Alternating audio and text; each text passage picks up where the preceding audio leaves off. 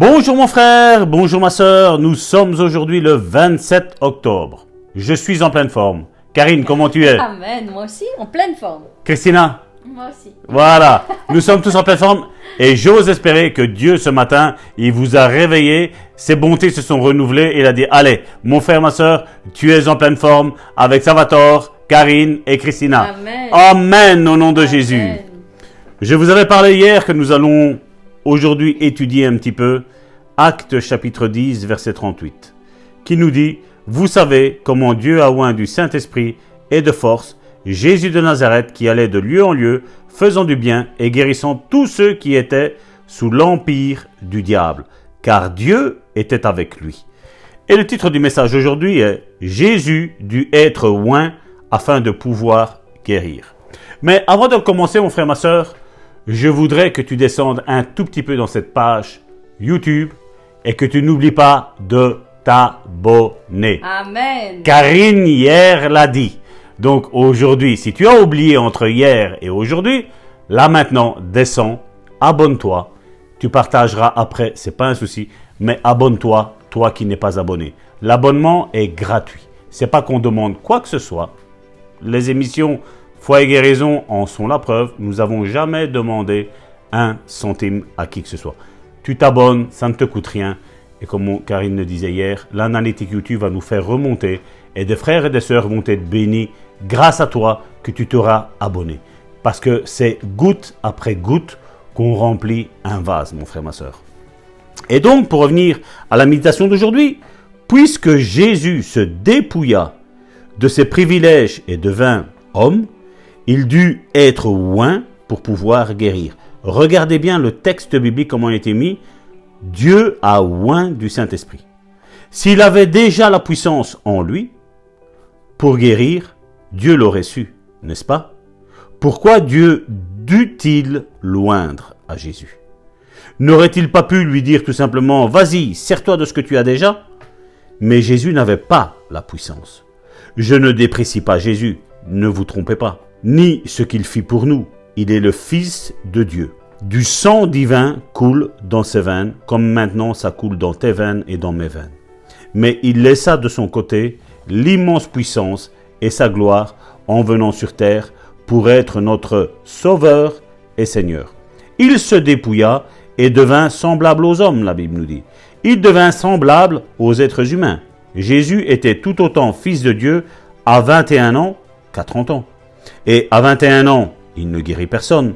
Jésus était le Fils de Dieu à 25 ans, à 26 ans, à 27 ans, à 28 ans, à 29 ans également.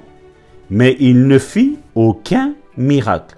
C'est la Bible qui me le dit dans Jean chapitre 2, à partir du verset 11. La Bible nous précise qu'il y avait un mariage à Cana et c'est là le premier des signes miraculeux que fit Jésus. Cela se passa à Cana en Galilée.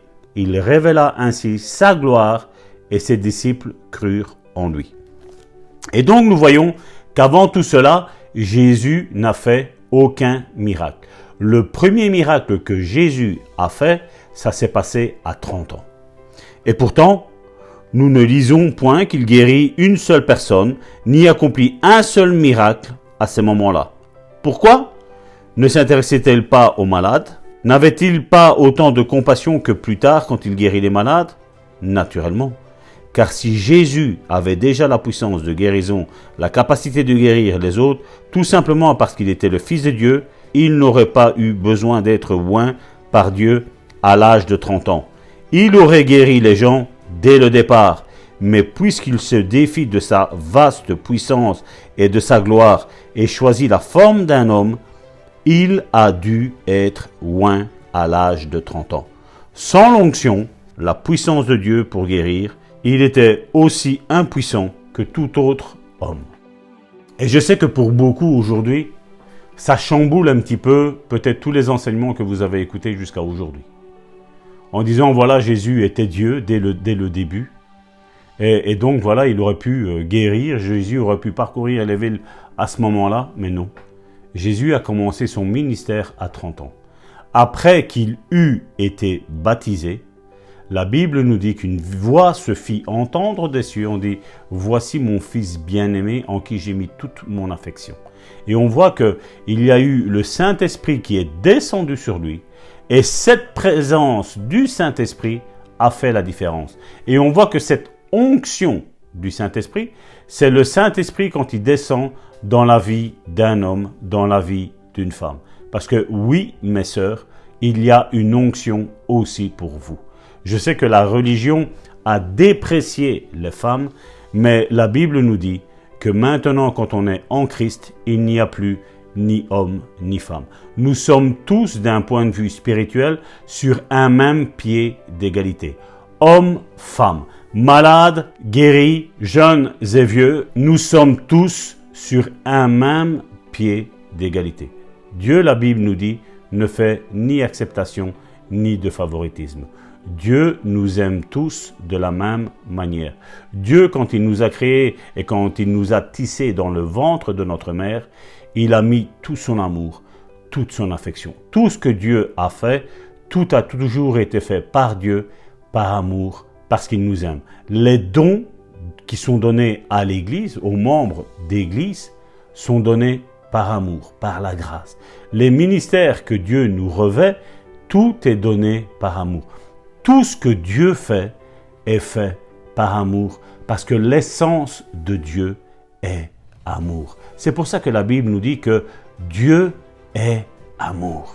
Dieu nous aime, mon frère, ma sœur, d'un amour qu'on ne peut mesurer, qu'on ne peut peser, qu'on ne peut quantifier, mon frère, ma sœur. Si tu parles du mot amour, tu dois voir Dieu, parce que Dieu est l'expression parfaite de l'amour. Et il a manifesté cet amour au travers du sacrifice de Jésus-Christ.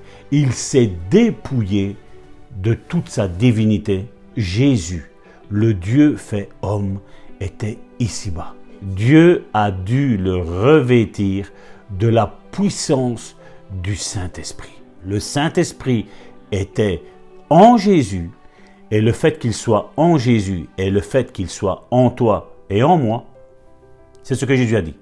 Vous allez faire les mêmes œuvres que je fais et vous en ferez des plus grandes, Jésus a dit. Alléluia. Donc, mon frère, ma sœur, ne minimise pas le don que tu as en toi. Ne minimise pas le Saint-Esprit que Dieu a déversé en toi au nom de Jésus. Amen, amen, oui. Je le répète moi aussi, ne minimisez pas la puissance que vous avez en vous, parce que vous avez été revêtu de puissance. Quand vous avez accepté Christ, vous avez reçu son esprit en vous et il agit. Comme il agit au travers du pasteur, il agit au travers de Christina ou de moi-même, comme il agit au travers de vos frères et sœurs, eh bien il agit aussi au travers de chacun d'entre vous. Vous n'êtes pas les moindres, mes bien-aimés. Vous n'êtes pas laissés sans force et sans puissance. L'esprit qui est en vous est le même esprit qui est en nous. Et il fera les mêmes choses que Jésus-Christ a faites. Jean 20 au verset 31 nous dit ceci, « Mais ces choses ont été écrites afin que vous croyiez que Jésus est le Christ, le Fils de Dieu, et qu'en croyant, vous ayez la vie en son nom. » Et c'est cette vie que nous voulons mener, Seigneur mon Dieu, celle que tu nous as offerte, Seigneur, celle que tu nous as promise, une vie en abondance. Seigneur, nous voulons vivre dans l'abondance de tous les dons que tu as mis en nous. Nous voulons vivre une vie de victoire jour après jour, une vie de bénédiction, une vie de santé. Seigneur mon Dieu, nous voulons vivre, toucher de nos mains, entendre de nos oreilles et voir de nos yeux cette vie que tu nous as promise. Lorsque nous t'avons accepté, nous avons fait un pas de foi, Seigneur mon Dieu. Nous avons dit que notre ancienne vie, nous voulions la laisser de côté pour te laisser agir dans notre vie. Galates 2 au verset 20 nous dit ceci. « J'ai été crucifié avec Christ. Et si je vis, ce n'est plus moi qui vis. C'est Christ qui vit en moi. Si je vis maintenant dans la chair, je vis dans la foi au Fils de Dieu, qui m'a aimé et qui s'est livré lui-même pour moi. Donc maintenant, mes bien-aimés, c'est Christ qui vit en chacun d'entre vous. Et si Christ a fait des œuvres incroyables tout au long de sa vie terrestre, il veut de même la faire au travers toi, mon frère, au travers toi, ma sœur. Ne te minimise pas, ne te sous-estime pas, parce que ce n'est pas toi qui agis, c'est Christ qui vit en toi. Alors relâche la puissance qui vit en toi et accomplis les œuvres que l'Éternel a établies d'avance pour ta vie. Mon frère, ma sœur, sois le canal pour ceux qui sont autour de toi, le canal d'une grande bénédiction et reçois la puissance qui vient d'en haut, le Saint-Esprit qui se pose maintenant sur toi et qui envahit ton être tout entier. Sois béni, mon frère, ma sœur. Nous allons maintenant écouter la bonne déclaration de Christina. Amen, une bonne déclaration pour aujourd'hui. La guérison n'est pas quelque chose d'obsolète. La puissance de Dieu est présente encore aujourd'hui pour guérir, délivrer et libérer les gens.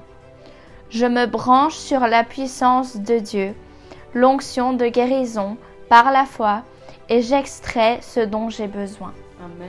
Encore une fois, nous devons aller chercher ce dont nous avons besoin. Dieu nous a déjà bénis de plein de sortes de bénédictions et nous devons aller dans les lieux célestes et les rechercher. Amen. Prenons conscience de qui nous sommes réellement et de qui Dieu est surtout. Dieu est le même aujourd'hui, hier et éternellement. Alors la puissance de Dieu est encore présente et guérit encore, délivre encore et libère les gens qui sont captifs. Amen. Dieu n'est pas mort. Amen. Dieu est encore en vie. Amen. Jésus était mort, mais il est ressuscité. Amen. Et maintenant, nous vivons avec lui. Il vit en nous. Amen. Et son Saint-Esprit, le Saint-Esprit de Dieu, vit également en nous. Amen. Grâce à ça, nous pouvons aussi également guérir, délivrer et libérer les gens. Amen. Par l'onction que Dieu nous a purifiés avec, par l'onction que Dieu a fait couler sur nous par son Saint-Esprit. Amen. Amen. Amen. Prenons conscience des choses et de l'autorité que nous avons, que nous pouvons faire. Prenons conscience vraiment de toutes ces choses. Prenons conscience surtout que Dieu est plus grand que l'ennemi. Amen. Dieu est le Dieu. Et l'ennemi est un ange déchu. Et c'est Dieu qui a tout le pouvoir. Amen. L'ennemi a déjà été dépouillé de tout son pouvoir à la croix, quand Jésus est mort pour toi et pour moi. Alors maintenant, n'aie plus peur de ce que l'ennemi pourrait faire ou ce qu'il pourrait dire ou peu importe. Parce que du moment que tu as dit oui à Dieu, tu as le Dieu tout-puissant, le Dieu de l'impossible, le Dieu de tous les pouvoirs qui est de ton côté et qui te protège de cet ange déchu. Alors prends conscience de ça. Prends conscience que le Dieu de l'impossible est à tes côtés et que seul lui a le dernier mot. Amen. Amen. Mes frères et mes sœurs, je vous l'avais dit que Christina était en pleine forme, en pleine puissance du Saint-Esprit. Alléluia. Merci Christina pour cette bonne déclaration. Tu nous bénis toujours plus par la proclamation que tu nous fais. Amen. Et je rends grâce à Dieu vraiment pour sa vie parce que c'est vraiment un bijou pour notre famille. Nous sommes fiers et heureux de pouvoir bénéficier de cette merveilleuse bénédiction qu'est Christina. Amen. Et je sais qu'il a encore de grandes choses à faire au travers elle. Priez pour elle parce qu'elle en a grandement besoin. Ses études ne sont pas faciles, mais par la grâce de Dieu, nous savons qu'elle pourra être victorieuse dans tous les domaines de sa vie. Amen. Mes bien-aimés, je bénis Dieu pour cette pensée encore qu'il nous a donnée aujourd'hui. Et j'aimerais simplement utiliser la parole de Dieu pour que vous puissiez être bénis aujourd'hui. Je sais que la parole de Dieu a une grande efficacité. Elle transperce le temps, elle transperce l'espace et elle transperce la matière pour toujours, je le dis bien toujours, atteindre le but pour lequel elle a été envoyée. La parole de Dieu atteint donc toujours son but. Elle remplit toujours sa mission. Elle ne rate jamais sa cible. Et la cible, mes bien-aimés, c'est vous aujourd'hui. Je veux vous bénir, vous bénir dans toutes vos entreprises, dans tout ce que vous allez entreprendre. Vous allez être bénis. Vous allez voir les opportunités s'ouvrir devant vous. Vous allez avoir de nouvelles propositions qui vous seront données pour que vous puissiez progresser dans votre vie professionnelle. Je proclame que la réussite est votre partage. Je proclame que la bénédiction est votre partage et non plus la malédiction. Bénédiction dans votre couple, bénédiction dans votre famille, pour vos enfants, pour votre entourage. Je proclame que la joie et non plus la tristesse sera votre partage. Désormais, vous allez avoir de nouvelles occasions de vous réjouir, d'être dans la joie, de ressentir à nouveau le bonheur. Je proclame aujourd'hui que la santé est votre partage et que toute maladie est anéantie au nom puissant de Jésus-Christ. Je rejette toute maladie, toute infirmité au nom puissant de Jésus-Christ et je lui demande de quitter votre corps au nom de Jésus-Christ. Amen. Maintenant, je proclame la santé dans tout votre corps. De la tête jusqu'aux pieds, vous êtes bénis, vous êtes restaurés, vous êtes guéris au nom puissant de Jésus-Christ. Amen. Je proclame que la force est votre partage et maintenant, toutes vos peurs, toutes vos angoisses, tous vos doutes sont anéantis au nom puissant de Jésus-Christ. Amen. Je proclame que vous allez vous étendre à gauche et à droite. Vous ne serez plus à l'étroit dans votre maison, dans votre temple. Vous serez élargi. Vous allez progresser. Il n'y aura plus de limites devant vous, plus de barrières, plus de blocages au nom puissant de Jésus-Christ. Je proclame que vous allez prospérer à tout égard, que ce soit dans votre vie professionnelle, dans votre vie familiale ou que ce soit dans vos études. Vous allez progresser, vous allez prospérer, vous allez monter en grade et on reconnaîtra votre valeur. Vous ne serez plus compté parmi les pauvres, mais Dieu va vous honorer et vous placer parmi les gens honorables de ce monde. Oui, vous allez prospérer à tout égard. Je proclame que la vie prend place dans votre vie et que maintenant la mort a été chassée, la mort a été détruite, la mort a été anéantie. Amen. Par la puissance du Saint-Esprit que Dieu a placé en vous.